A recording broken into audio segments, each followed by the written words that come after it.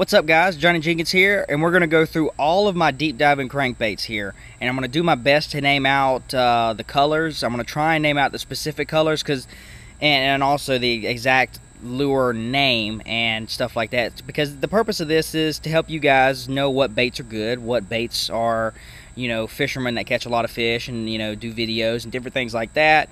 What are the baits that we're using? This one's going to be relatively short because my box is pretty simple, and I have not spent a lot of money on deep diving crankbaits in quite a while. So a lot of these baits I've had for a little while, and it's a lot of basic stuff really for the most part. You know, there's some new deep diving crankbaits out there that I have not invested in yet, and within the next year or two I'm sure I'll be investing in some newer ones. But this is very basic stuff. You can look it out. I got a really deep box.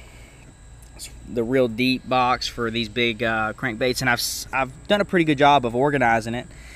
What I do is I keep like some of my 8 to 10 foot, maybe 8 to 12 foot diving crankbaits right here in this first box, and then I've got a few more in here. These are some that'll dive to 12 foot, like this Rapala one. I'll get into specific baits in a second. And then this one is for my like deep divers right here. This is like the 6XDs and stuff like that dive you know, like 18 to 22 foot and stuff like that. And I don't even have the deep one, the real super deep, like the 10XDs. I haven't even bought one of them yet. But let's go ahead and try and get into specific ones. Here I've got a Strike King. This is a Strike King Series 5, regular Series 5, and it's chartreuse with blue back. And then I've got I'm pretty sure this one right here at top is a Storm deep diving crankbait. I don't know the name. I've had it for a long time, and it dives around probably 8 to 10 foot. Then I've got a big Storm Wigglewort. This is a really big size. It's bigger than your normal one, and I use this for offshore cranking too, and it dives about 8 to 10 foot. I've got another one in a different color here, and then I've got a couple crankbaits here that I don't use all that much.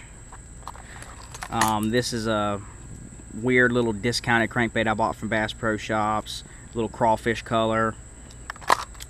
And I've got the same thing right here in a different color. I have actually caught a fish on this one, I'm pretty sure. It's just discounted. And then here's a really nice bait. This is a Strike King Series. This is the Series 3. I don't think this is the Series 3 XD, like the Series. Yeah, this is just a regular Series 3. And it's in actually the bluegill color. It's a nice color though. And this here is a Lure Jensen crankbait. It should dive right around 10 to 12 foot. I got them at a really good discount, and I have not spent a lot of time with them. Hopefully they work well. It's a really nice little shad color, got some sparkle to it. Lure Jensen. It's got the weird lip to it. These are really famous in the Carolinas. Let's see. Got another Storm Wigglewort in like a bone color. It should dive about the same depth. And then here's the one that I've used a lot. I've used this around home and like West Point Lake a lot, and it's just a regular Storm Wigglewort in a little crawfish color.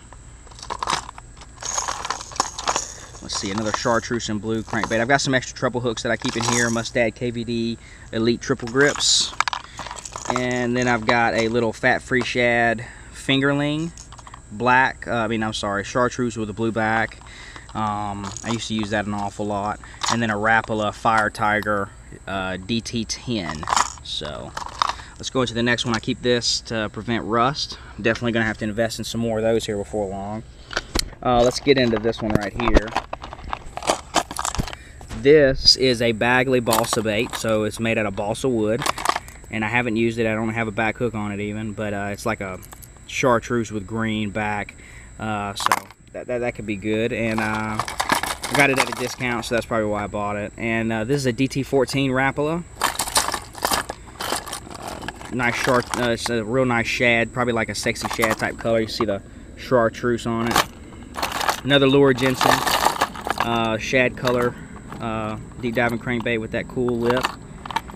And then another DT Rapala lure. This is a DT14 in a different color. I don't know the name of it, unfortunately. And then here is a really nice crankbait. I really like it. It works really well.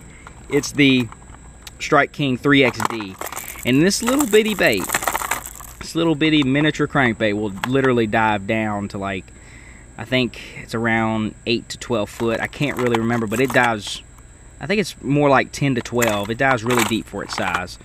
Here's another Rapala DT. I believe this color is called Parrot or something like that. Parrot Perch or something. And it's DT14. And that's it for those. Now we're going to get into a lot of the same stuff, just some different colors. The Norman DD20 is what these are. I've got a lot of them in different colors. You can check this one out. And I've got it in this color too. Really nice little shad type color. Here's another Lure Jensen. This one will dive a good bit deeper. This bait will get down. I'm pretty sure this is the one that'll get down to like 20 foot or 22, 23 foot. It's really interesting crankbait. You can hear that rattle. And then, so yeah, it's a nice little shad color. This is another one, a Spro DD. The Spro one, I forgot the actual, Little John DD is what it's called. You can see there on the bottom. And this is a really nice chartreuse color. This is really good on like rivers where they have a little bit dirtier water, deep cranking. Really nice bait, catches fish. Another Norman DD20 or D20, and it's like a white with green back. And then this one is just a regular Strike King Sexy Shad 6XD, and I've graded the treble hooks on that. This is a another Norman. It's a really nice little color there, just something a little bit different. And then here's the same color of the one you just saw, just a different one, because I like that color. And then here it's got some sparkle to it, same Norman. There you go. Got some. I really like this color a lot. I haven't really gotten into deep cranking a lot this year, man. I am sweating. I'm sure you can see it. I'm sweating. There's no wind and it's like 90 degrees. This is another Norman. Really nice, interesting color right here. It's got a little bit of chartreuse. It's kind of like a Sexy Shad type color. It's got some sparkle to it. Really nice finish on it. Let's see. I got another Strike King 6XD Sexy Shad. Another Norman, just a different color. Got a 6XD. There's another. I've got several of these Sexy Shad 6XDs. I've actually got another one in the boat, and then there's a Rapala DT16. Here's a Little John DD again, different color. I've caught a lot of fish on that actually. Well, not a lot, a good bit. Here's another Lure Jensen in a baby bass color. Check that out.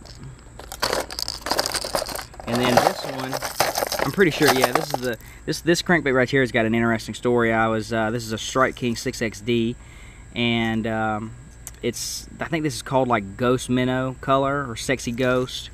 And I was fishing on Lake Lanier, and I was throwing a deep diving crankbait, and I actually caught this one. I caught the line and brought this one up, and I've had it ever since. It looks brand new. It looks really good. Even looks like it's caught some fish, so really interesting.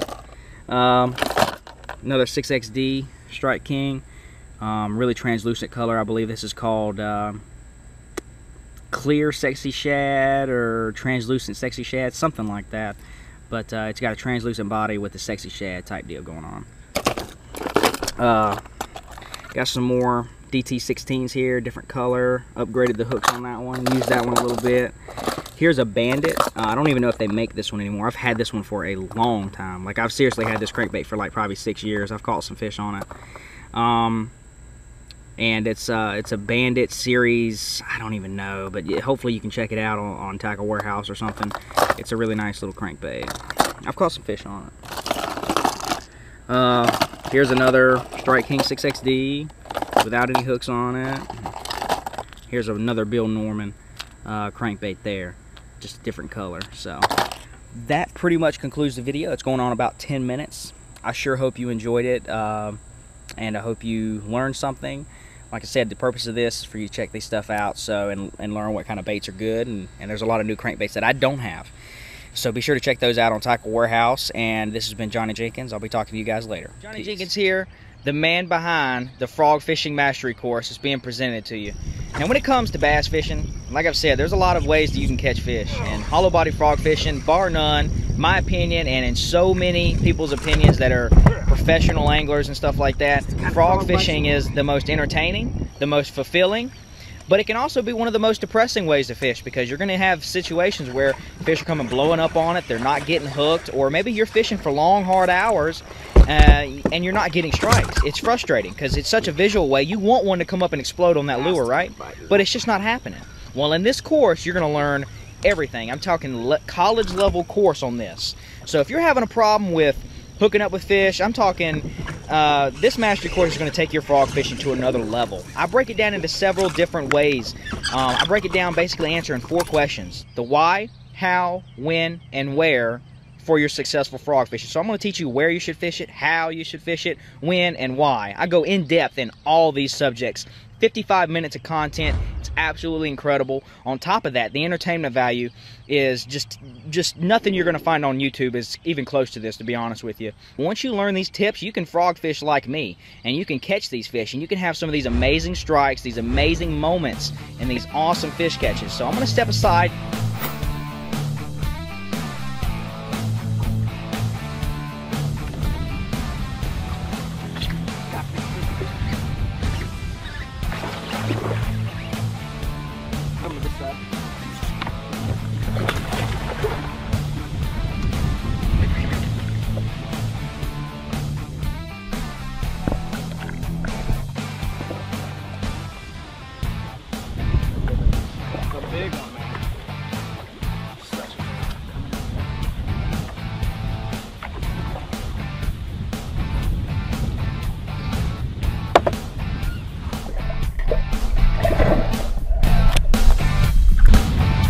Oh, another big one, man. I tell you what, we've been doing this for going on almost 3 months, and this is the 4th fish. We have well over 4+ pounds. Frog fishing, baby. I'm telling you, fishing the different frogs, getting in the heavy cover. We have some of the best clips that I've ever had frog fishing this summer, and it's all going to be packed into this video, and I just can't wait for it. If you're watching this video and you're wanting to catch more and bigger frog fish, this is where it's at. And tell you what, if we're using this as a closer clip for this fish, I'm gonna tell you what, it's another giant toad frog fish. If you use all these tips that you've seen in this video, getting in the heavy cover, making sure your casting is on, using all those key tips, I'm telling you what, you're gonna start catching fish like professionals. You're gonna catch fish like that, and who doesn't want to do that? Who doesn't? I don't think there's a single person watching this video that doesn't. So use all those tips, using the casting to your advantage, using the right equipment. Those 2 things right there, your casting and working on your equipment, is going to catch you big ones like that on frogs this summer or next summer. Talk to you later. This has been Johnny Jenkins from Peak Performance Fishing.